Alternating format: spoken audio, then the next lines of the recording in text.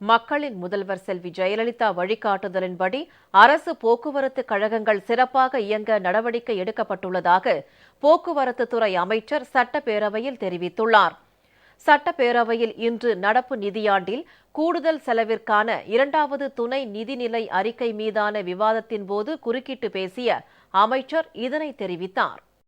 அண்ணா தொழிற்சங்க பேரவையில் மாண்புமிகு இதயம் டாக்டர் புரட்சி தலைவி அம்மாவுடைய தலைமையை ஏற்று நாங்கள் என்றும் அம்மா அவர்களுக்கு உறுதுணையாக இருப்போம் என்று இன்று 91,440 தொழிலாளர்கள் அண்ணா தொழிற்சங்க பேரவையில் உறுப்பினராக இருக்கின்றார்கள்.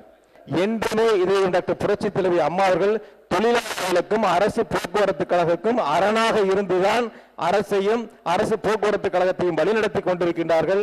இயங்க முடியாத போக்குவரத்து கழகத்தை இயங்க வைத்து நிதிகளை கொடுத்து இன்று உயிரோட்டி இருக்கின்ற தாய் புரட்சி தலைவி அம்மா என்பதை மாண்புமிகு பேரவைத் தலைவர் உறுப்பினர்களுக்கு தெரிவித்துக் கொள்கிறேன்.